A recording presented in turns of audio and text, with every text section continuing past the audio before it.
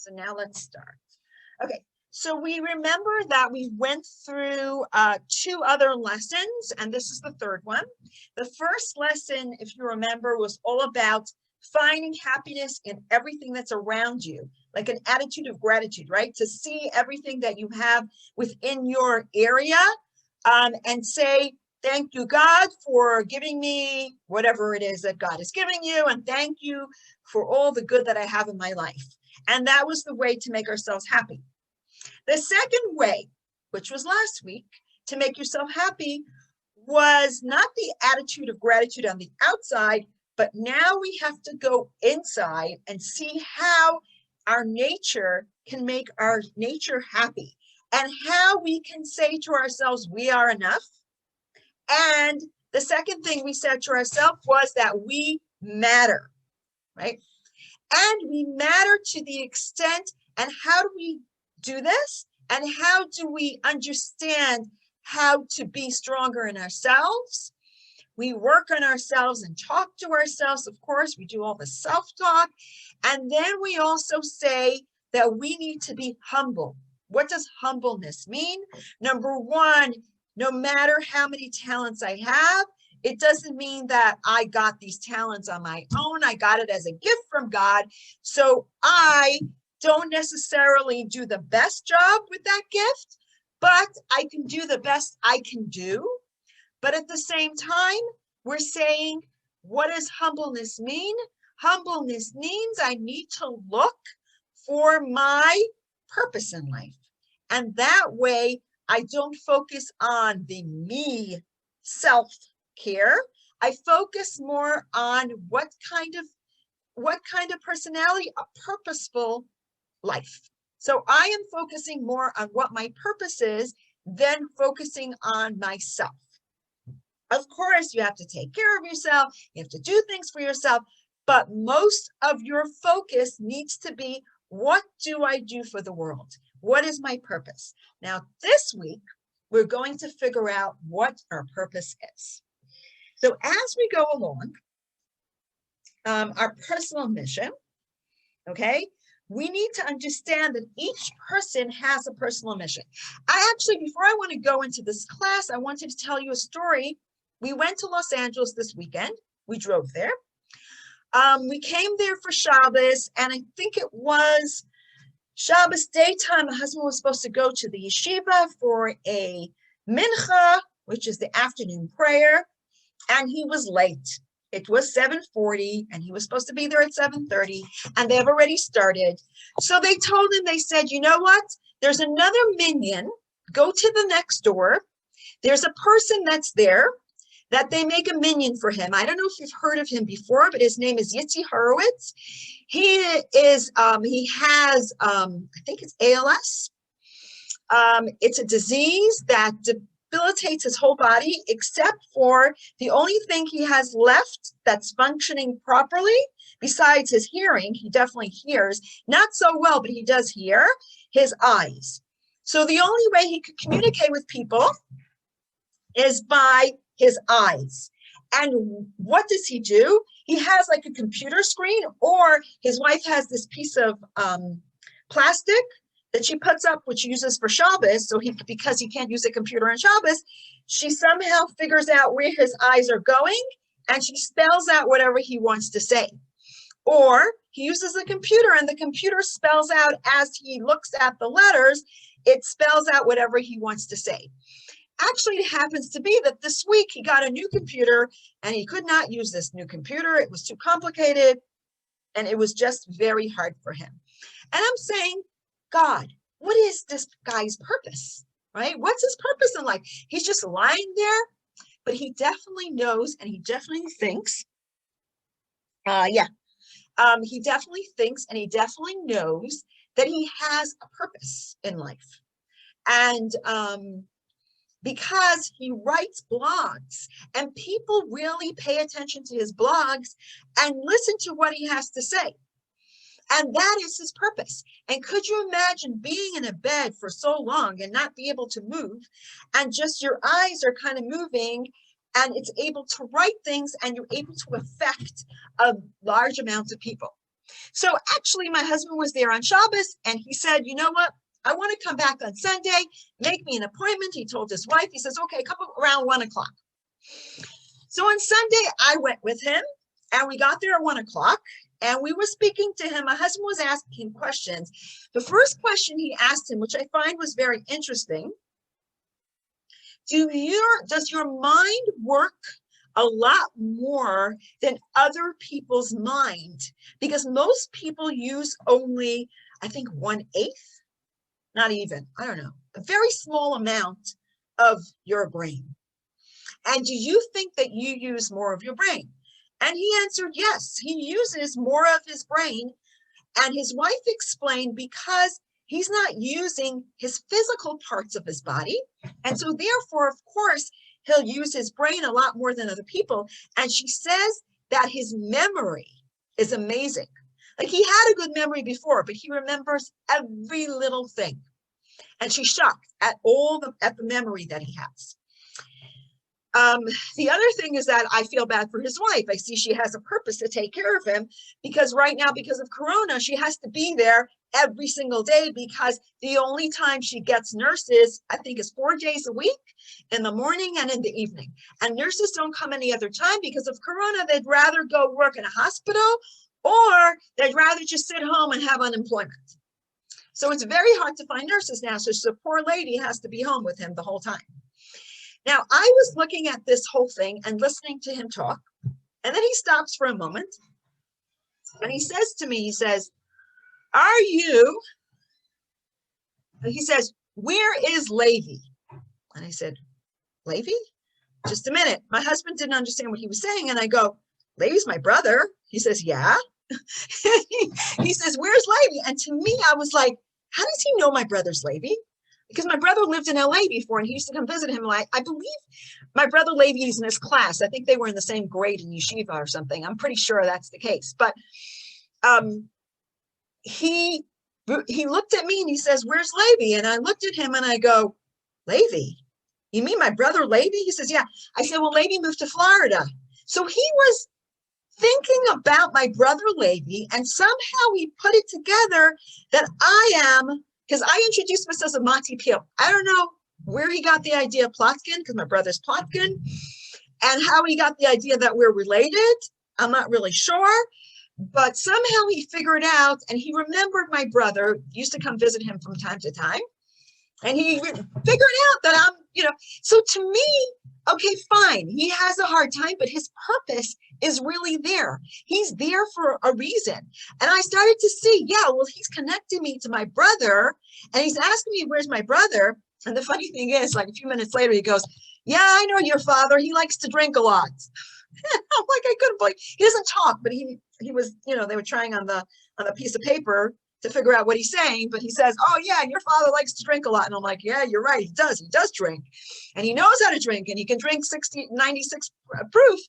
Doesn't have a problem doing that. But it was just funny how he kind of relates things to people, even though you would think, what is this guy? What purpose does he have? He's just lying there. He's not doing anything. He just has no purpose whatsoever. And here you see that the guy has an amazing purpose. He brings, blogs, he writes blogs, he talks to people and people listen to him. A lot of people come and visit him. A lot of people talk him and people get inspired by him. Because can you imagine just lying there and not doing anything for so many years and just you're using your eyes? That's about it. And he can't do anything else. Can't go to the bathroom. He can't do nothing. It's just, to me, that was an unbelievable. So that's why I just wanted to bring that as a side point. But I thought it was interesting to see that even though we think, our purpose, even a person like that has an amazing purpose. So let's go on. Let me share the screen. There we go. Okay, I will share the sound and we're going to share. Okay, here, let's see where this is. Okay, so whoever has their books can open up to text number 1. Okay, and that kind of starts off the idea of our purpose and to see that our purpose is not so complicated as we think it is. Okay, anyone want to read text 1? Sure, I can read. Okay. A wealthy businessman and his coachman arrived in the city one Friday afternoon. The rich man was settled at the best hotel in town, and the coachman went off to his humble lodging. Both washed and dressed for Shabbat and then set off for the synagogue for the evening prayers. On his way to shul, the businessman came across a large wagon that had swerved off the road and was stuck in a ditch. Rushing to help a fellow in need, the businessman climbed down into the ditch and began pushing and pulling at the wagon together with a helpless driver. But for all his finesse at handling the most challenging of business deals, when it came to extracting a wagon and a team of horses from muddy ditch, our businessman was hopelessly out of his depth. After struggling for an hour in the knee-deep mud, he successfully, where did it go? He succeeded only in ruining his best suit of Shabbat clothes, amassing a most impressive collection of cuts and bruises, and getting the wagon even more impossibly embedded in the mud. Finally, he dragged his limping body to the synagogue, arriving as a scant minute before the start of Shabbat. Meanwhile, the coachman arrived early to the synagogue and sat down to recite a few chapters of Psalms. At the synagogue, he found a group.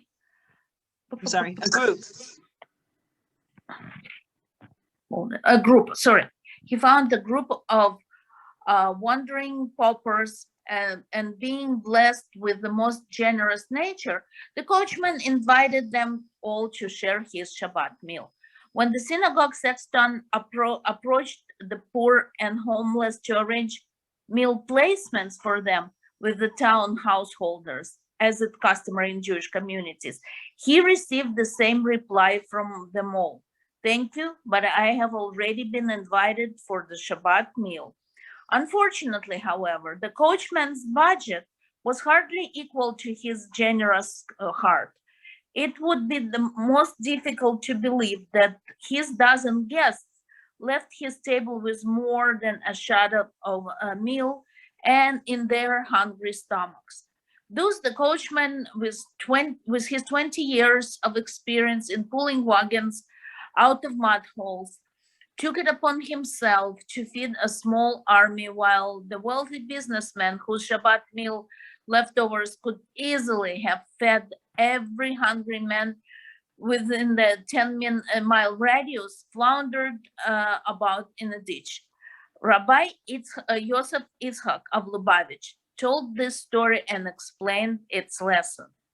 Every soul is entrusted with a mission unique to her alone, and is granted the specific aptitude, talents, and resources necessary to excel in her ordained role. One must take care not to become one of those lost souls who wander haplessly through the life, trying their hand at every field of endeavor except for what is truly and inherently their own. Okay, so here we have a very interesting story. It sounds very fairy tale-y because I can't imagine this actually happening. But maybe it does. I mean, maybe in real life, we do things that we're not supposed to do. So if we have certain talents, we'll look for something that's more complicated to do and not do what we are supposed to be doing. Can anyone think of an example of something that somebody did that would be kind of silly for them to do it, and it should have been done by someone else?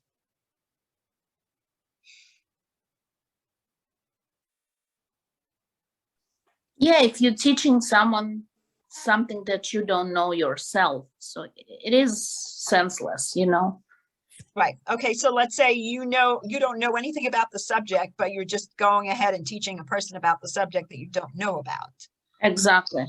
Mhm. Exactly. Yeah, that's true. That's actually that's in a more, I guess in a more scholastic kind of way. But what about like down to earth, like a physical thing, like somebody did something and it's kind of silly for them because that wouldn't be, it doesn't make sense that that would be their mission in life or their purpose.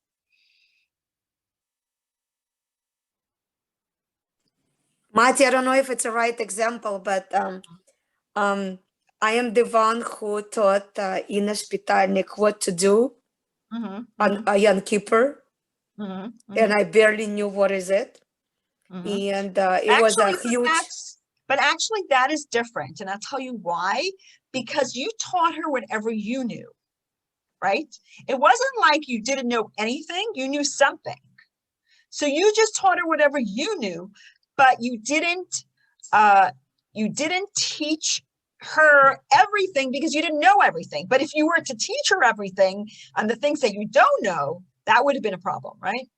but I was really surprised, that she really, was really listening, right, and following, and I was like so happy that I could really help her because she was like a swallowing every my words, and then, sometimes silly, because I wasn't really know much, and then Right, look where, but that's not true because the Rebbe always said that if you uh-huh, know Aleph, teach Aleph.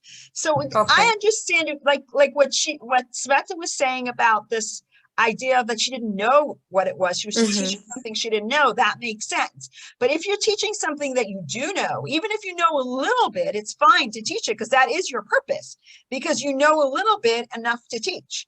But if you know nothing at all, then it would be funny to be teaching it. But what about like in a regular, everyday kind of an idea? If a person is a musician, does it make sense for them to go to college to become a doctor?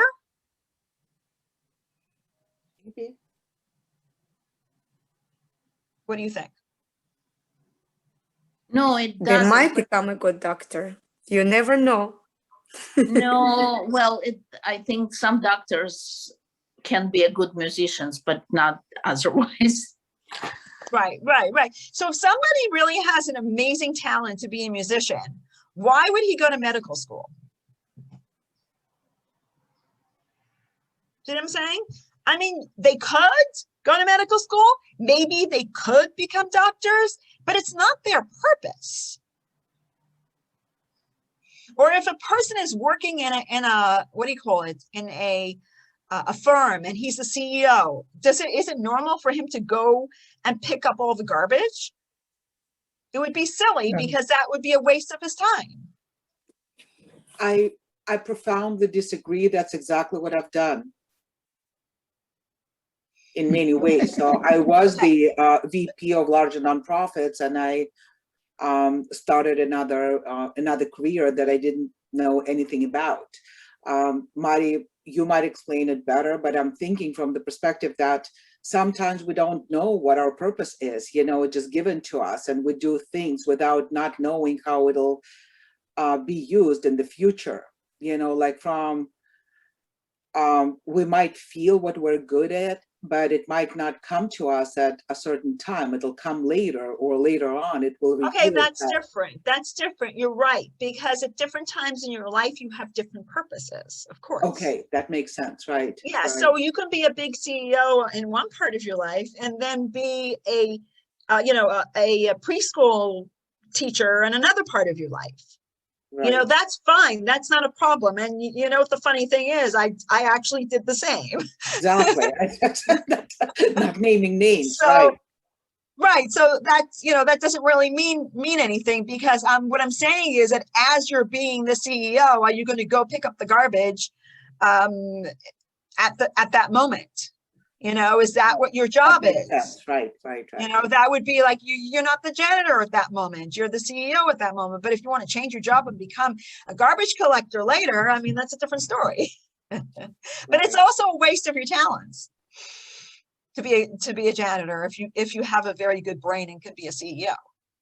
Very often we don't know what our talents are. And that's what we're actually going to be doing now. We're going to be going through different things in our life and figure out what we're really good at and how we can figure that out.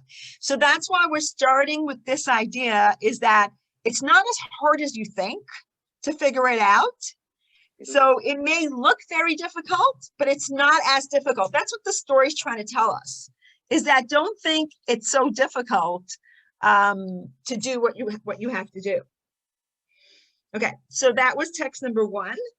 And so we'll focus now on our personal mission. Okay, and how can we focus on our personal mission?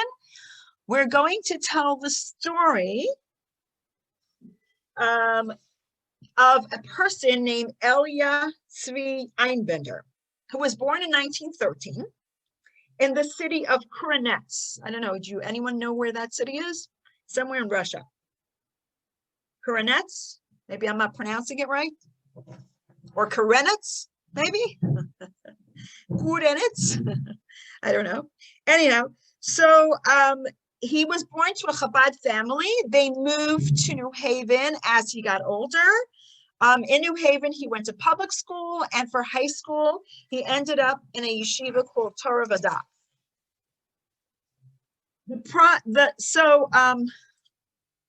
So he became a paper businessman for paper. I guess in certain times it was very important. Actually, it's still important to have paper. And he contacted the Rebbe many times. He was in the Yechidus for the Rebbe, Lubavitcher Rebbe. And the Rebbe in 1942 found him a match. He got engaged. And then he said to the Rebbe, he says, what should I be doing in my life? What's my purpose now? In other words, he was able to understand that his purpose when he was younger is to do certain things, but now he was stuck and he didn't know what his purpose was. So the Rebbe answered a question to him. This was the previous Lubavitcher Rebbe, not this Rebbe, right? Because it was in 1942 and the Rebbe was not Rebbe until 1950. Okay, so does anybody want to read this? I'll read. Okay, go ahead. The story of our lives is a book that requires study. This book ought to be the compass for how we go about the life. The story of our lives consists of 1. The reason we were created. 2. To whom we were born. 3. The place of our birth. 4. The time period of our birth. 5. The type of education and guidance we received. 6. The environment in which we grew up. 7. Our talents. 8. Our inborn emotional disposition. 9. Our characteristics and inclinations. 10. How divine providence guided us until the day we became independent and assumed a position in life. These 10 factors form the narratives of our individual lives and become a book that requires study. These factors are supposed to guide which pathways we choose and how we behave, whatever in interpersonal relationship or our relationship with God. Okay. So we see here, the Rebbe is enumerating many different points of how to find your purpose, because each person is completely differently. Okay, so the first thing we see here is the reason we were created. Okay, God created us because he knew that we matter. We talked about that last week. Let's go on to number 2. Now, to whom we were born, that means parents. Okay, so parents give us traits. They give us good traits. They give us bad traits. We need to respect our parents. Okay. So who can tell me the things that your parents gave you that shape you for your life? Anybody want to share? Because this is about sharing. Midos. Okay, but can you elaborate on like a specific midah that your parents gave you that shaped you who you are? Give me an example. I'm not sure. Like what traits did your parents have that you're following? What things did they give you that made you be who you are? It could be simple as a very giving person, or I don't know, anything like that. Can I say? Positive outlook for life. So they gave you a positive outlook on life. So what did it do for you in your mission? A positive outlook on life. What did it do for you as a person? Never give up, and I try to see best in every situation. So whenever you looked for a job and you couldn't find it right away, you didn't give up right away. Is that what you're saying? Something like that? Try to see positive in every situation, even though sometimes it can be very challenging. And give me more examples, because the point is, what we're trying to do is we're trying to give everybody a feeling of what their purpose is. And the only way to know your purpose is to see what you have to offer. So you're saying it gave you a positive outlook in life, never give up, but give me an example of it. Like a real example. You can make it up if you want. We don't have to, it doesn't have to be, you personally. Let me think about an example, and I'll get back to you with that. Okay. Does anybody else have an example? The type of my head. Yeah, no, I hear you. Anybody else have an example of what their parents gave them and how it shapes their life? I think the whole structure of a family, with values in particular. And I remember throughout my childhood and youth, my parents always said, this is how we do in our family, or this is how it's done here. And I wasn't able to understand until I got older. And this is exactly what I'm telling my kids. And the good example is that like higher education is a given, it wasn't an option. Or respect to a spouse was not an option. It's like okay, slow down. Let's take one piece at a time. Okay, so we'll take, why I'm doing this is because last time we talked about it, but we need to get it into more detail so that we can kind of understand how it shaped who we are and our purpose. So you say a higher education was very important to them. Give me an example of yours or your child's higher education and how it shaped their purpose. When after school, I had to get into the university. So, and even that was defined. So the university had to be within the realistic expectations because Jews were not accepted into everything.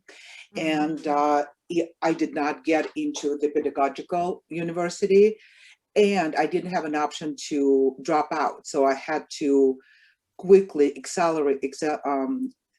quickly get ready for the exams in chemistry and get into a very technical university that it did not have. In other words, you wouldn't have tried to get into that university if your parents didn't give you that feeling that it's important to get the higher education. Is that what you're saying? That's true, yeah. So in other words, they shaped your purpose because you got into this university because you tried harder and you wanted to have this higher education. What did this higher education do for you? Probably give me the more elaborate and sophisticated view of things, even though I'm not a chemist, I'm so bad at science. I never worked in an industry. But so you weren't interested in the chemistry itself, but no, more I can't believe I finished it. No, it wasn't. But more of what it gave you as a person. Yes. So in other words, it gave you a certain sophistication, a certain abilities, it gave me, if not a status, but definitely a platform. I had a foundation that I was able to use in my adulthood where I would want to. Right. So it was more freedom. And this is the same thing I've done with my kids. Right. So and like, give me an example of let's say your daughter or your son, by them going to a higher education, how did it shape their purpose? I don't know, Mattie. Oh. So I with, think with it our also son, so he teaches didn't have a him- clear vision, and so we helped him to get a degree that we thought is useful and that would give him the foundation to. So in other words, it Independent. backfired in a way. Because he didn't take whatever you gave him, possibly. In other words, you got that It's idea from your possible, yes. parents, but due to other factors, what we'll be talking about later, it didn't work as well as you would have expected it to. But we don't know that yet. You know, that's So it definitely shapes his purpose in life, but you're I- not really sure what yet. right. And I'm sure it shaped my purpose as well. You know, there are many times in my life when I was able to apply the skills learned, which were absolutely useless to me at that time. Like I can read blueprints. Who knew? And it's a skill that I would never gotten anywhere else. Right. So that shaped your view on life so that you can find the purpose in your life. I don't know, Mattie. Huh? Okay, Maybe? you say so. No, I'm saying I'm did still it. not- I'm asking you. I'm not telling you. I'm asking you. Oh, may I say still have something? notes from last year Just a when we second. did this book, when we did this subject. So I have so many notes. And I have a note right here in my book that I don't understand anything. So Very good. And you know what? I like it because that now we can go over it and really understands it a lot deeper, because what happened before is that we just got the information, we talked about it, but we didn't really delve into each person's purpose, understanding how it shaped their purpose and what it could do for their purpose if it's not shaping it yet. mm, So Well, that's if I say something. something, Mattie, Sure. I think what it taught also, that it taught that you do what you need to do. You like it, you don't like it, you do what you need to do. Yes, it backfires. I'm a good example of that. Right. But on the other hand, I feel the same way as Ina, that if you have to find something positive of this experience, the positive thing is you like it, you don't like it, you don't stop, you do what needs to be done, period. Right. Exactly. Excellent. Yes. So in other words, it did shape who you are, whether it was for good or for bad. Yes. So it did do something for you for your purpose. In other words, by going to the university, even though you didn't become a chemist, you told me that you did gain something out of it. So we go through these things. We see what our parents give us, and then it brings out our purpose. So it did bring out your purpose in the way that you are more educated in things that you would not be educated otherwise, not in the way of chemistry, but in the way of sophistication. Is that what it is? Did I get it? I get it right, Ina? maybe, yeah. Mattie, I guess. It Because definitely- everything that we go through is something that shapes our life, and we need to look at it and see what we can learn from it and see how we could apply it to what we need to do. that I agree with. Because the only way to figure out your purpose 100% is by going through all these little pieces of the puzzle. So the first piece of the puzzle is what your parents are giving you. Anybody else want to share what their parents are giving them? Gave them. Yeah, go ahead. Well, I think, oh, sorry. Chava. sorry. Okay. I'll get to you in a minute. Okay. I know that growing up, my parents, from the youngest I can remember, were always in business for themselves, always had their own businesses. So I think that really shaped me to be independent and to do my own businesses and not. So in other words, it's the business shape. Excellent. So Yeah, you what- understood what your purpose was by watching their purpose. Well, I think some of my purpose has changed, but I think that gave you what something. they gave me was that way of thinking, of being independent, not having to rely on someone else, but to do it your own, yourself. rely on yourself. Excellent. That's a very good way. Yeah, excellent. That's good. Okay, Sasha, you want to say something? Yeah, just an example. When I was a small child, when I was like 5 or 6, my father told me that I'm Jewish, and some neighbors in my house, they were calling me stinky Jew. Oh, And wow. I told to my father, why do we need to be Jewish? I don't want to be Jewish. I don't want to be teased. And my father told me how many good people are Jews and that we should be proud. And so it really changed my perspective with that. Oh, so so in other words, they instilled in you how important it is to be a Jew. Right.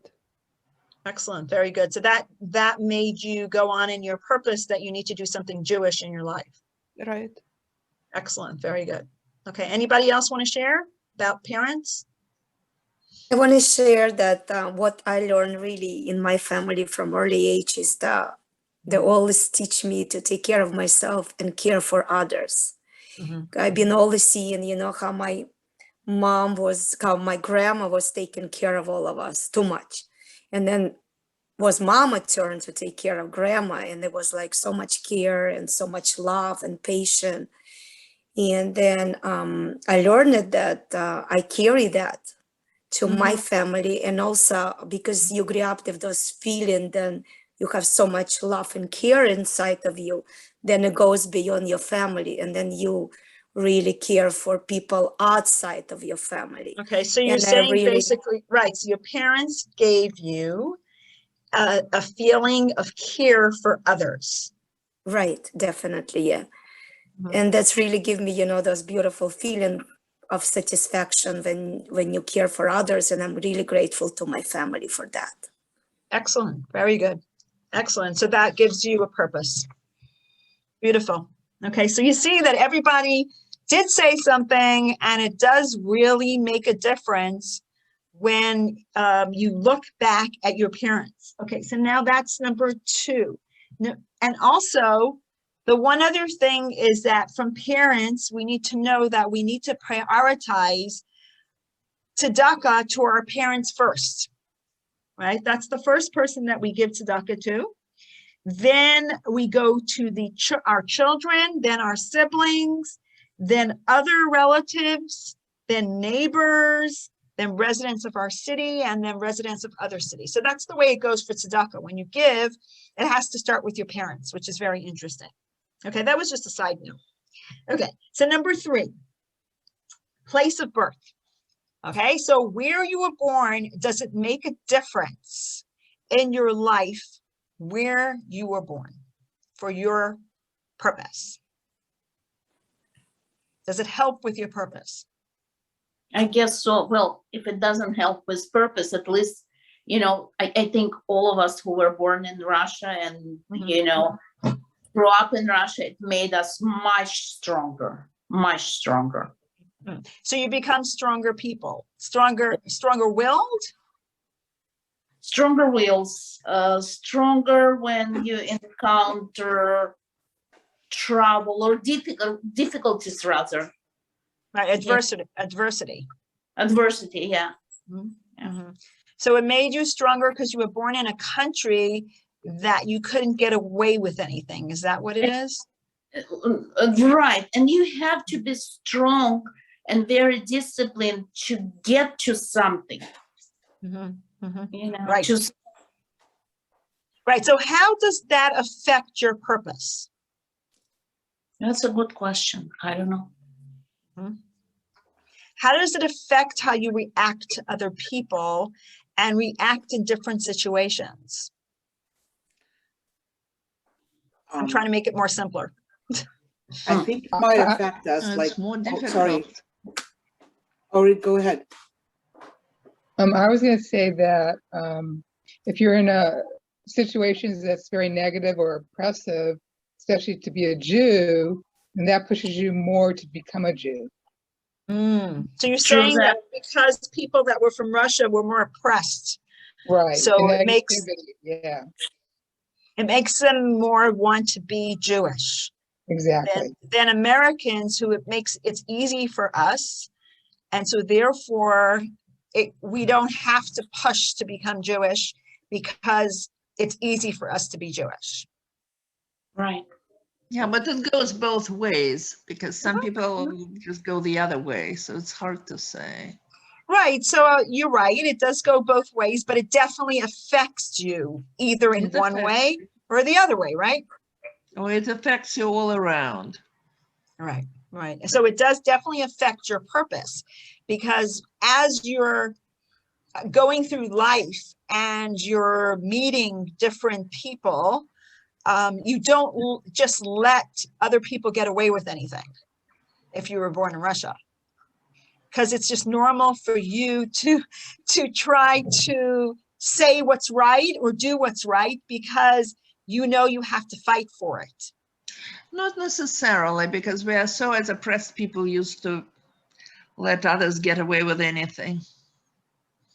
Oh, So so it's you're hard to saying say. that you could react in both ways, the same thing. Yeah, it's just hard to say.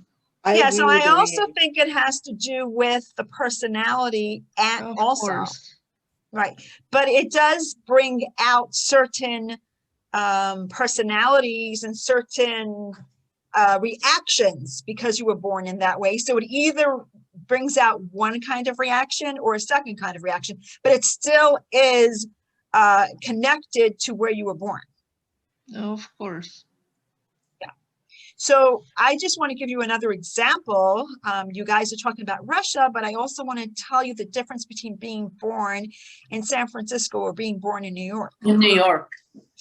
So my daughter just told me this today because we were talking about it, and she says, "Ma, I was born in San Francisco, so we had a whole different way of thinking than being born in New York, because when you're born in New York, Judaism is so easy. You just you go down the street and everyone's Jewish. But when you're born in San Francisco, it's more difficult because you have to be an example for other people, number one. And number two, it doesn't all come easy. When you go to school, you know, you're probably in a school with 2 or 3 kids compared to New York in a school with 20 kids. So it's a whole different ballgame for them. So that kind of made her be who she is because she was born in San Francisco. I was just saying that compared to New York, and I would say compared to Russia, it's completely different. So the place of born is whether you were born in Russia, in San Francisco, New York, or wherever else you're born, really affects your purpose. And it doesn't just affect your purpose in the way that every single person that's born in that place is affected. Like you said, Very some people true. get affected and it brings their purpose out in one way, and some people get affected and it brings their purpose in another way. Does anybody have an idea of how these things affect your purpose? If you're born in a different country or you're born in America? Well, usually you're used to fighting for whatever you want. Okay. You're So less you. So in other words, you're used to fighting for it and not just letting it go. Yeah, and you also or bargaining. Or you're not less assuming. You don't expect things to you. You're less entitled. Right. Though some people are. Right. So it does actually bring out your purpose. If some people will go for a job interview and just because they're rejected will walk away, or another person that was born in a place that they're not used to being oppressed, they'll come back and say, wait a second, you didn't take me, why? You know, and then just and talk about it, and maybe they would get the job at the end, who knows? So that might be something that's something to think about. Okay, so that's the place of birth. What about the time period of when we were born? Of course. I find that very fascinating because there's so many different generations now, especially because of technology. So a kid that's born now compared to our generation, completely differently. I mean, Yeah. what did we do for recreation when we were little? Play with little toys or friends. Right? Or go out and play ball or something. Yeah, right. Nowadays, what do they do? Simple things. What do they do now? They sit on their iPhone or Android Yeah, or whatever it it's is. crazy, yeah, it's Computer. crazy. So it's a whole different world. Now, how does that affect a person's purpose? Because the people were communicating more, so people were more connected. So they were Yeah. connected on a one-on-one, especially now kids that are going to be born in the last few years with the pandemic. I mean, think about how little connection they're going to have with their friends or their Yeah, young it's ones. very sad. Yeah, it is sad, but their purpose will be different too. Well, Yeah, they were not going to be that much Little- expressive because some of them know the mask from early birth, so they'll know that they needs to be quiet. Right, right. So now let's look at our generation and see how that affected our purpose.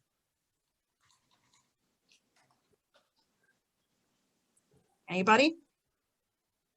well, I think our generation, the purpose was survival. Yep. Okay. Okay, it was survival because we're after the Holocaust generation, right? Yeah. Well, yeah. You know, our purpose was in life also building families, you know, having kids, and talk to younger generation now.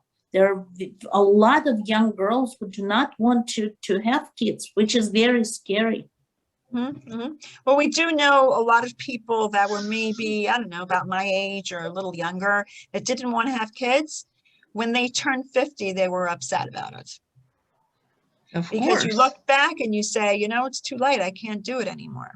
So that's also building families is something that was from our generation and you know what really shaped our generation when it came to the period that we were born in is that we were born right after the Holocaust.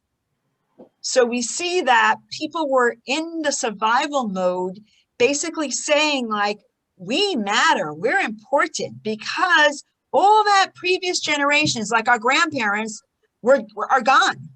You know, a lot of the grandparents were gone. So we didn't grow up with too many grandparents. Some of us were lucky enough. I had one grandmother and one grandfather, but a lot of us were not lucky enough to have grandparents. Whereas nowadays, everyone has grandparents. So I think that period in time was completely different and it shaped us completely different. I mean, when we went out into the world, we were thinking about surviving in the world and having children and making families and doing all these things only because the previous generations were killed out. And more of us were wanting to be teachers and educators and things like that. Whereas nowadays, a lot of young people are not interested in teaching and they'd rather do technology because they'll be making more money. So it's a different period now. Kids of now generation want to make money doing technology because why do they need to come into work? They can just work remotely. They don't need to do anything. Yep. So anybody have anything else to share about the time period of birth? Okay, so we can go on. I do. Oh, I do. okay. Go ahead. It's all Hashem's plan. Okay. Okay. Definitely everything's Hashem's plan. We'll get to that one. Actually, that's the last one. Oh, okay. But thank you. Alrighty. Yes. Okay. So the next one, number 5, is education and guidance. Now, how does education and guidance, we actually kind of spoke about that when we spoke about parents. Education and guidance, how does that change our view on life? Like your mentors and your educators, like what did that do for you for your purpose? Can you think of a teacher or or a parent or a guide that helped you and therefore you became who you are? I can. Me, Yeah. me All, too. all the Rebbetzins and rabbis of Chabad changed me completely. Okay, so you were able to look And at, the Rebbe, yeah. yeah, but how did that guide you and what changed in your life and your life's purpose? Following Hashem's mitzvot and Torah and getting the midos that I have right now, everything. So in other words, it shaped you as a person, Right, as a religious person. exactly. Yeah. Beautiful. Anybody else? You know, Mattie, oh yeah, go ahead, Светочка.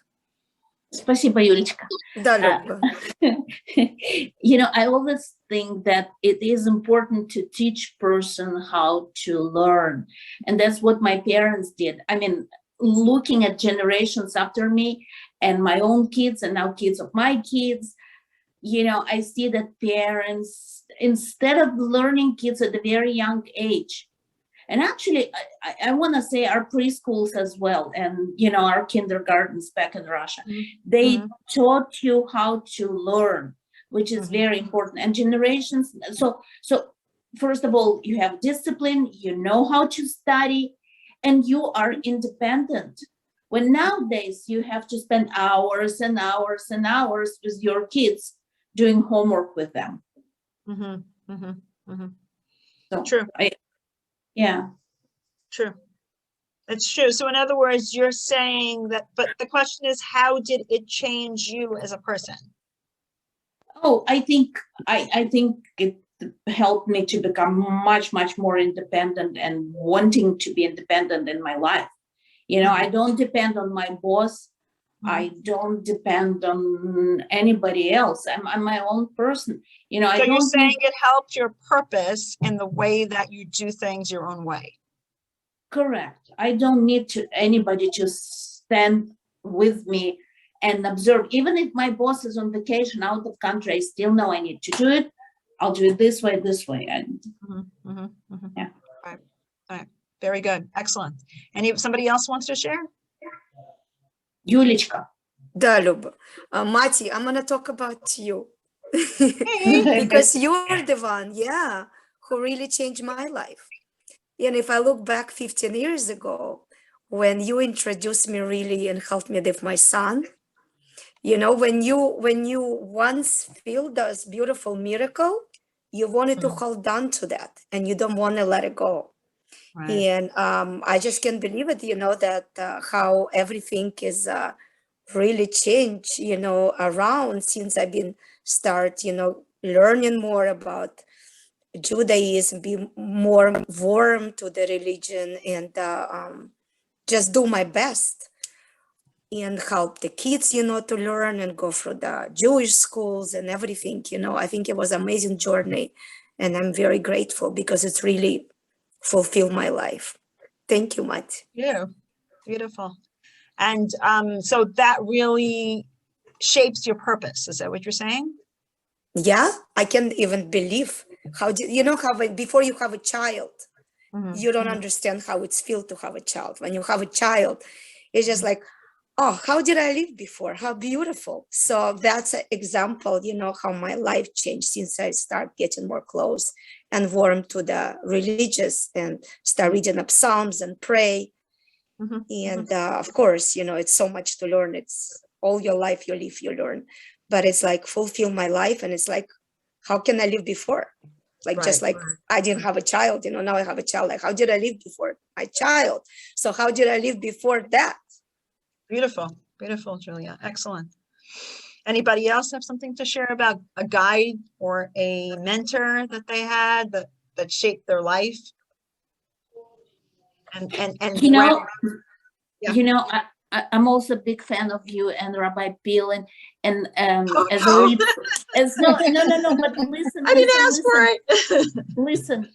Yeah. No, you know why. But no, that's not what I want to say. And the more I know about Chabad rabbis, and the more I meet, and for some reason, especially Russian speaking Chabad rabbis that they're very close to my heart. But the first rabbi that I met was Hanan Feld, and fresh out of Russia, knowing nothing, the attention that people give you, the warmth. Hanan Feld is the Mayel. He's a person who does circumcisions, and he actually passed away a while back. Right, Yeah, right, but he right, was right. a very special person. He was, and I guess I consider myself lucky to meet him as the first Chabad rabbi, and it was such an introduction.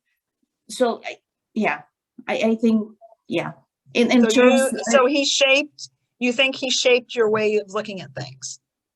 Yeah, and respecting Chabad rabbis even more than some other denominations. I mean, you felt the warmth, I think, with him. He's a special person. Yeah. Okay, anyone else? Yeah, Ava. I have something, I mean, not from childhood, but something more recent as an adult, as far as guidance, that obviously just, it's very clear, was coming from Hashem, and that I guess maybe kind of as I mentioned before about dreams, a dream that I used to have and that happened several times and stopped about 10 years ago, which is basically when I met Nosen and Chaya and Rabbi Hecht and all that. But I used to have this recurring dream that I would be, this setting was always slightly different, but I would be somewhere, whether it was outside a shul or in a outside a classroom or something, but I was somewhere and I was talking with someone, and this rabbi, it was always different. That wasn't specific, but a rabbi was kind of talking to this other person and was kind of, like reprimanding them or something, schooling them about something. And then they would turn to me and say, but not to you. You didn't know any better. This doesn't apply to you. You don't know any better. Or, you don't know yet, or whatever, stuff like that. And I just had this, it was going on for a while. And I think it's kind of what propelled me to find Nosen and Chaya and get involved. Because it was like something was telling me, like, I don't know, something that I'm not doing something right, or that, why don't I know about my history and it was pushing you to actually do it, and until you actually found it, you still had those dreams. But in a nice way. You are not reprimanded. That's very important. Right. Yes. Right. Well, because I think that was your thought process of what a rabbi was. It was someone that gave you mussar and someone that told you off. And I think that's why it was in your dream, because that's what you thought of a rabbi as, and not as something really nice, until you got to the point. That's why you dreamt it in that way, because that was, because a lot of times when you dream, it's part of how you think. So but he was nice to her. No, it doesn't matter, but I'm just saying, why was that part in the dream reprimanding? I see. She thought of a rabbi as someone that tells you that you're doing this right or doing this wrong.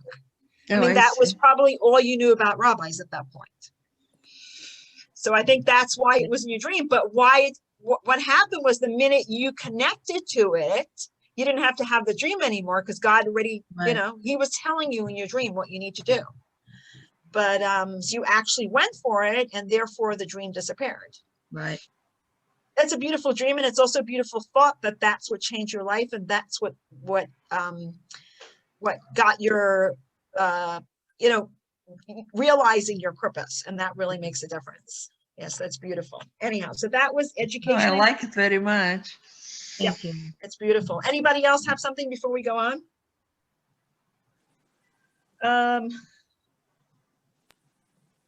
So the next one is the environment on which we grow up. Friends, colleagues, things like that. educated person. Okay, so anybody have any ideas of how the environment, your friends, your neighbor? No, I have only very negative things to say that I That's constantly okay. felt- That's okay.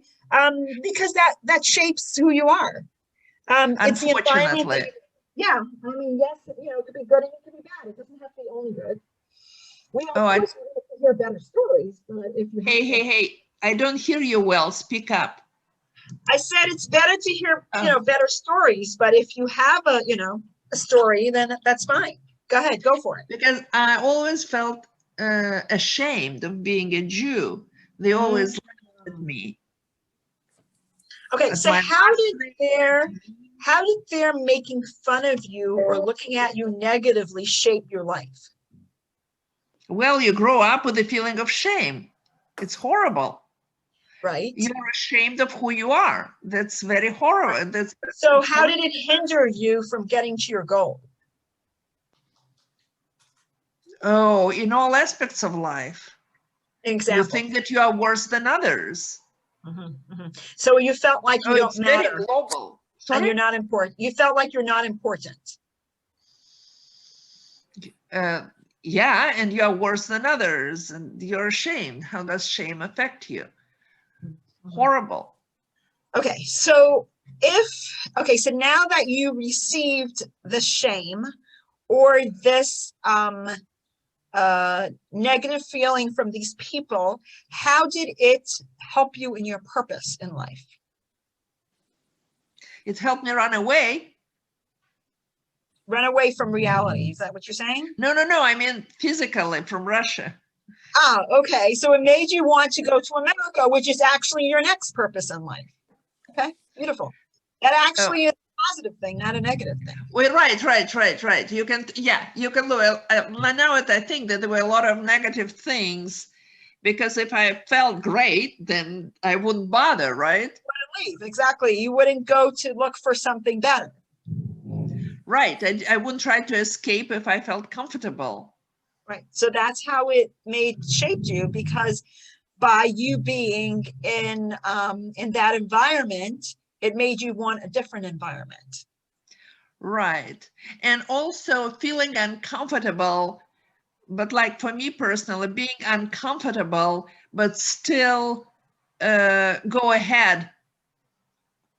Feeling bad inside, maybe it's very bad on the spiritual level and on emotional level. It destroys your psyche probably all the time.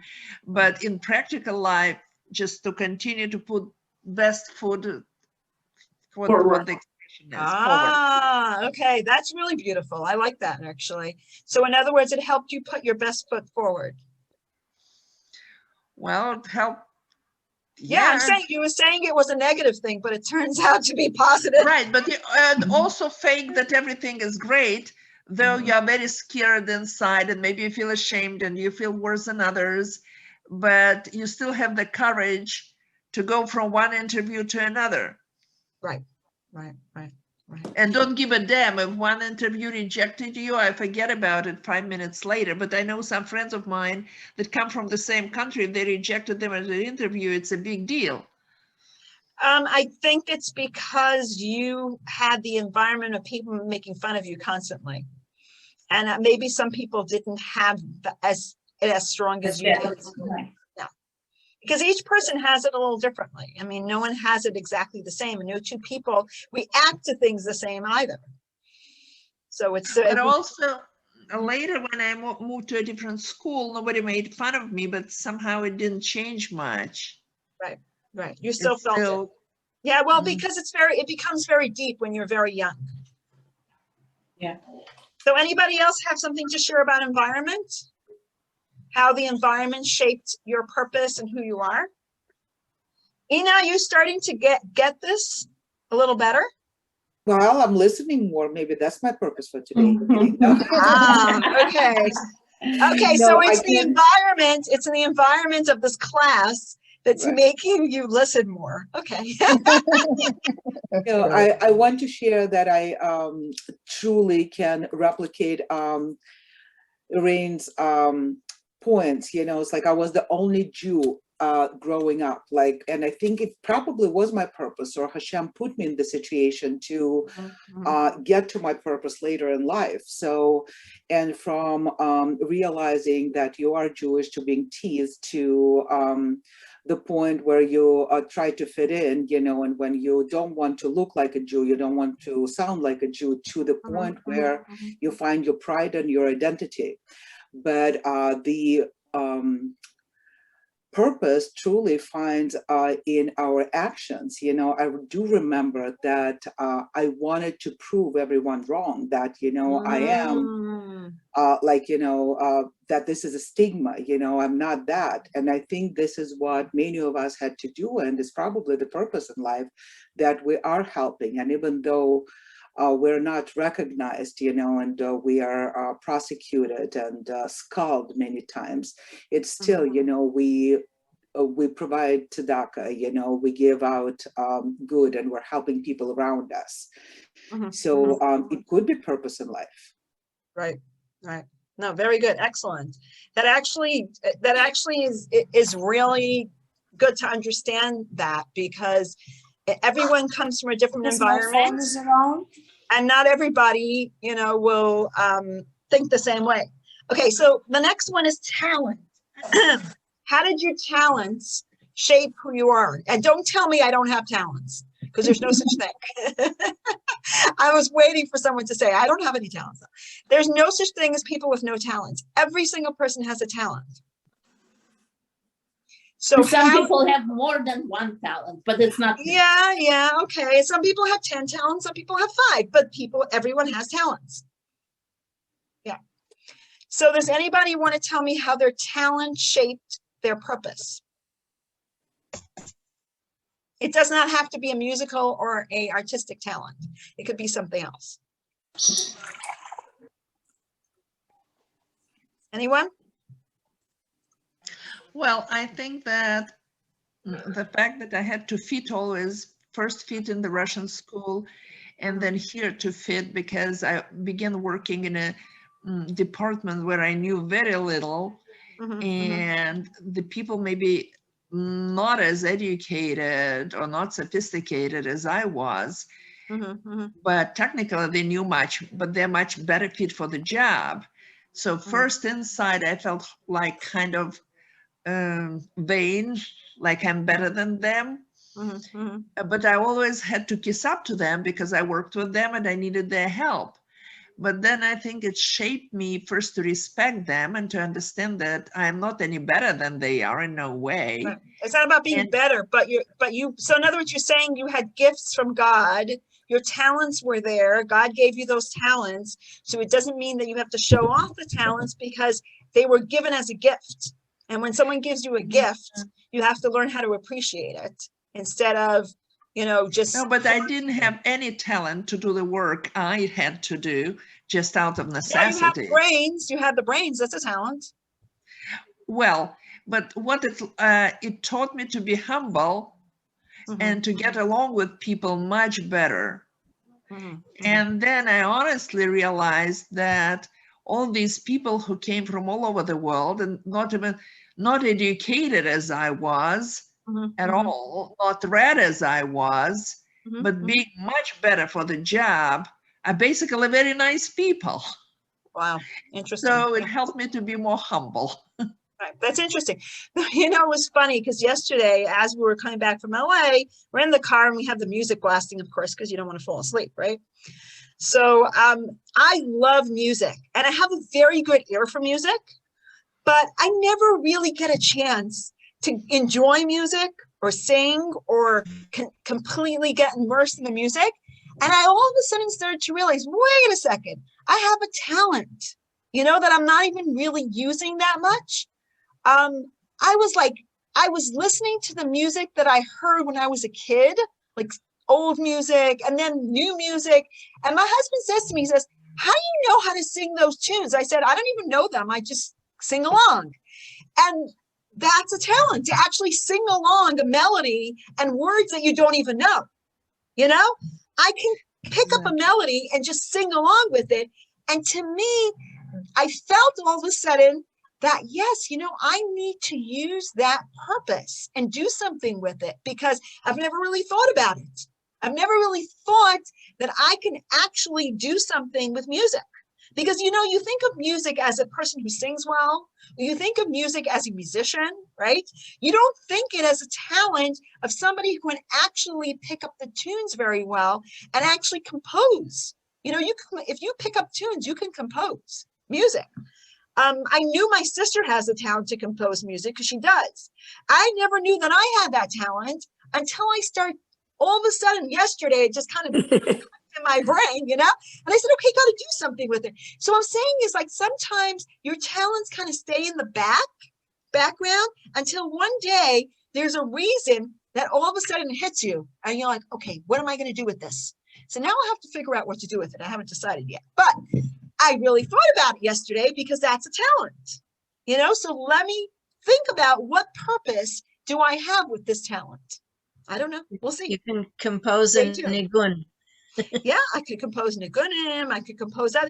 I think that it's interesting because I didn't realize that I had the talent to compose, because I just, when you see your sister doing it and she's so talented doing it, you think you don't have it, right? Because you always think that someone else is better. But it's nothing to do with someone else better. You can still do something even if you're not perfect with it. You can work on it and actually do it. So it's an interesting thought. So anyone else want to share about talents? Getting the tune and going along with that is extremely important, not in a literal sense, but I forgot the word. I forgot the word. In a broader sense, not in the music, but just in the sense of the idea. Getting the tune of the situation, getting the tune. I see. You're saying it kind of not in a musical way, but yeah. in an idea kind of way. So in other words, In getting the tune of whatever you're doing, which is true. What other people. I'm actually in tune to people too. So that really is very interesting thought. That because I'm in tune with people, I'm in tune with the music of every person. That's probably the most important talent of all. That's interesting. Thank you. Thank you for giving me another purpose. In tune with the situation, with the environment, with people, with life. Yeah. Sorry, that was my son, but I'm not picking up now. Anyway, so the bottom line is, it might be my grandchildren, because they'll take my son's phone and want to call me, but we'll talk to them later. I remember the word, figuratively, not only literally. Oh, but figuratively. Okay, excellent. So anybody else can think of a talent.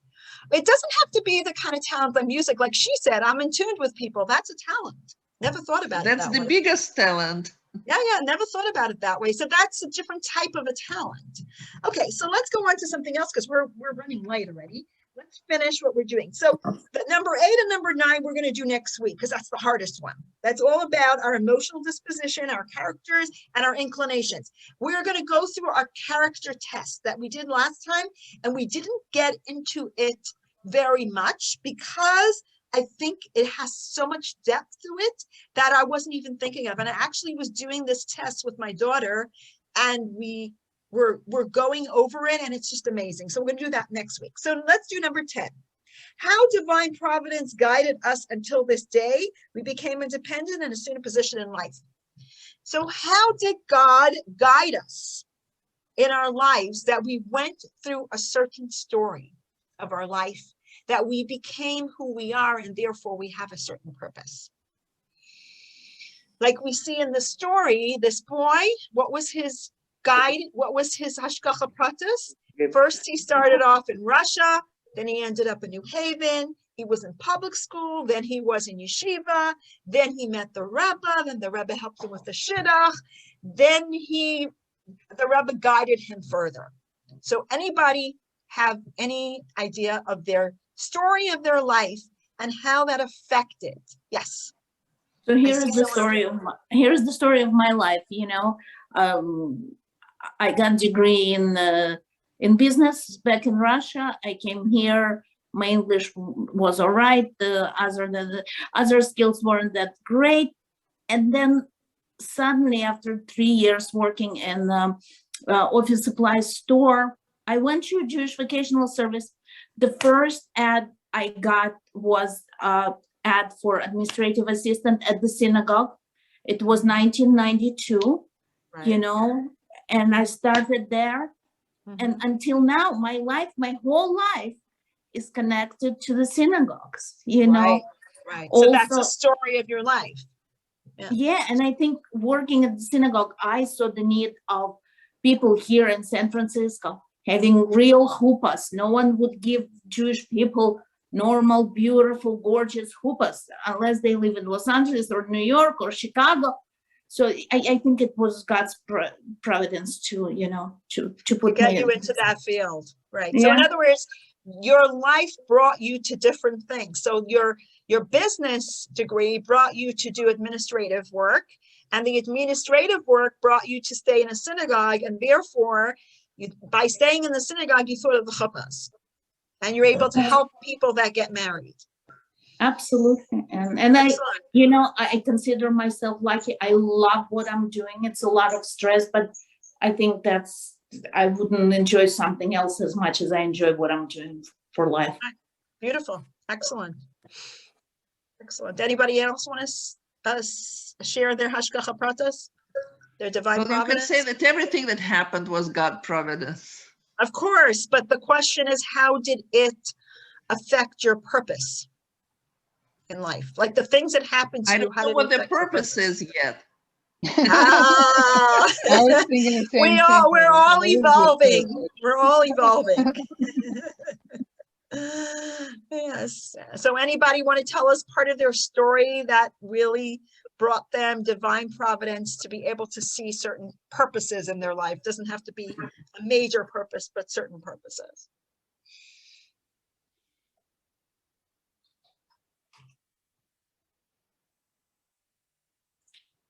I think my upbringing brought me to my purpose, which was basically I was brought up in New York by the Lubavitcher Rebbe, who taught us that you need to go out into the world and help others get closer to Judaism. So that was my divine providence that my father was Chabad.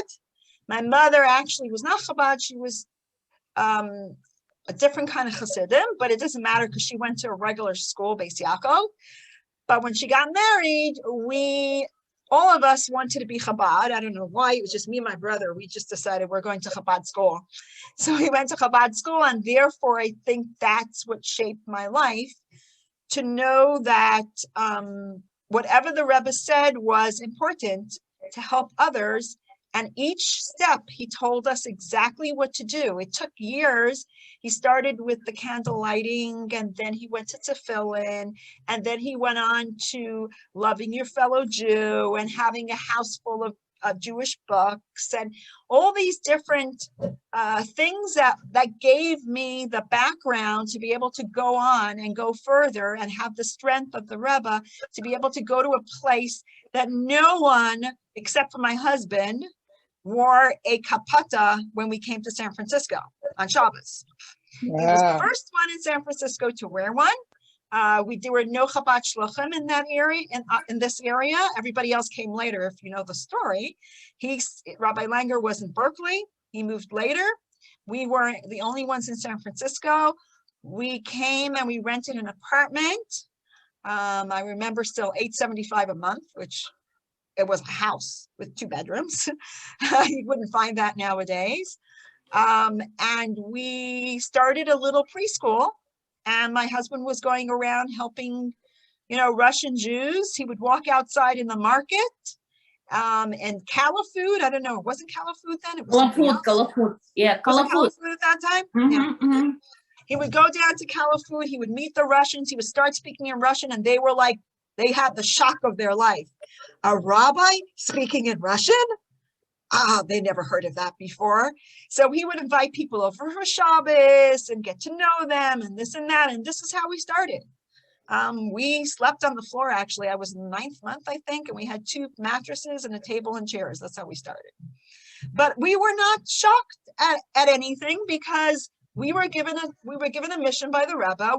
We wrote to the Rebbe, and the Rebbe said we should go to San Francisco. We came here and we did our mission, and that was it, without any thought. But the education and the way we were taught and the way that God put us in that situation, where my husband, who was in Samarkand, actually was also taught by Lubavitcher people. He was also able to know that this is what he wanted in his life. We both knew what we wanted because God put us in this situation. Baruch Hashem. And that's So that's my amazing. story. But that's amazing how strong you are. I will often think that how come that Russians, we come from a much harder life, but we have much less stamina. I look at people, they have 1 kid, that is a heshech, you know, if there is 1 kid, my God. Right. And here, a lot of super religious women have 10 kids and nobody makes a big deal out of it. But it goes contrary to what we were saying before, that we went through hardships in Russia and that's why we are stronger. But I can't say that I didn't go through hardships.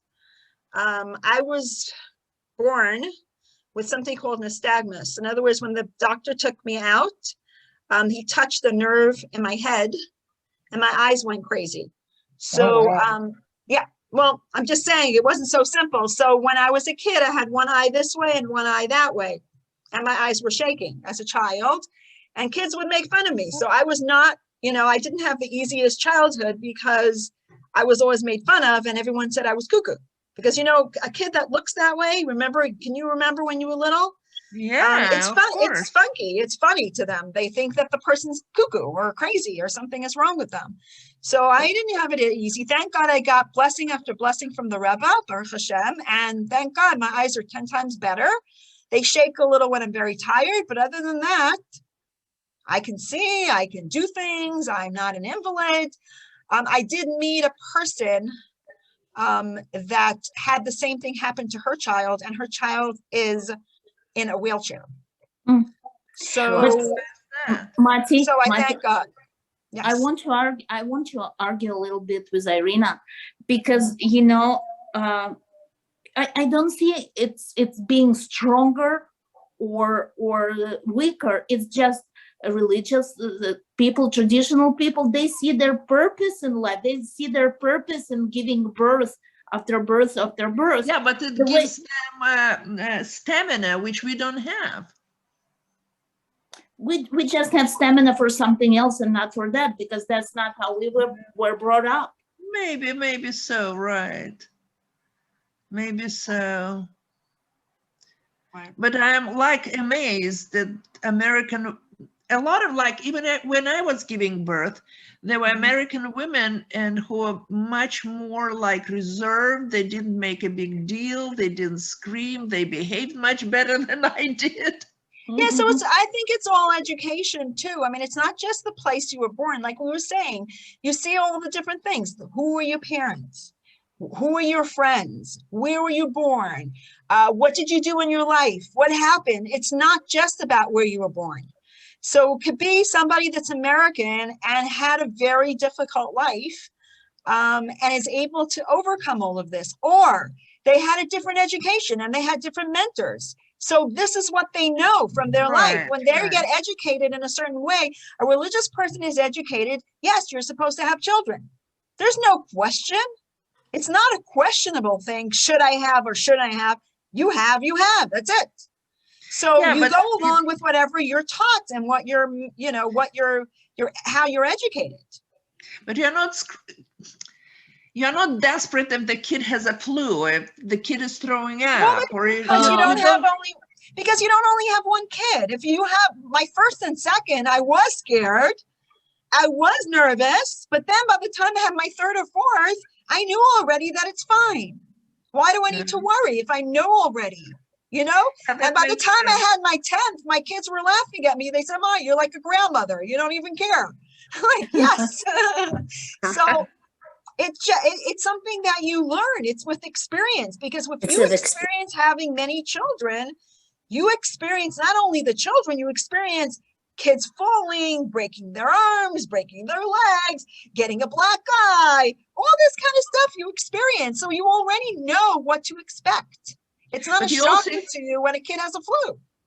But you also experienced that because you had so many siblings. That's true too. That's true too. When I got married, my husband had no clue how to deal with kids because he was the youngest. I did because I was second. I had 5 siblings under me, so I knew exactly what it was. You know, for me, it was no big deal.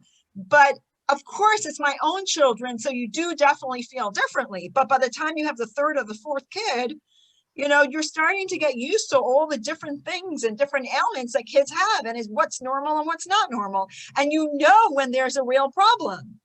You know, doctors may not even know. You know more than the doctor knows when your child has a problem. Yeah, Very I did too, even with the first, yeah. Yeah. And the Mama second. feel it. Yes, mama knows best what's for her child. But the That's more right. kids you have, the more experience you have with the No, kids. that's So it's- very true. I didn't think of that. Yeah. Anyway, guys, we're like 8 o'clock already, believe it or not. Oh, wow. We're having That such was a good fun time, class. and we only Yeah. did a quarter of this class, by the way. So Mitzvah Shem, next week we will continue. And I had a feeling that we're only going to do this little bit amount because it's so vital to us to know what our purpose is and know what our background, how our background affects us. And if you know how your background affects you, you know what to expect and the experiences, et cetera, et cetera. I mean, next week, we're going to learn more about the character traits, how that affects you and how that helps you with figuring out your purpose. It would be more like a personal tests, kind of. So we can figure that out a lot better. Ina, are you getting something out of this? I'm doing better. Yeah, taking notes and thinking Okay, good. about things. Good. And it's something that you can't just go like this and it's done. You have to really contemplate what we were talking about. Next week, we'll go over this a little bit and go on, because I think that we just need to eat it, chew it. I'm sorry, I said eat it. Chew it over and over and over until we can kind of figure it out exactly what is happening. That's why I said I keep finding a new purpose. So like you saw, I found something yesterday that I wasn't thinking about before.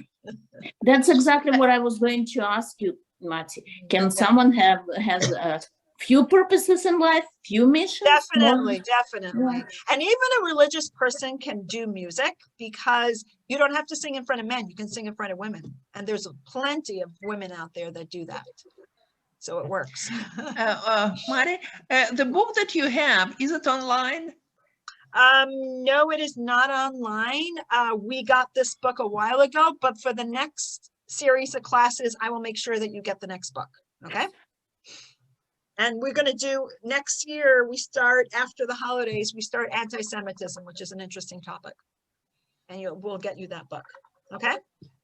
Okay, guys, take care of yourself, and we should only hear good things.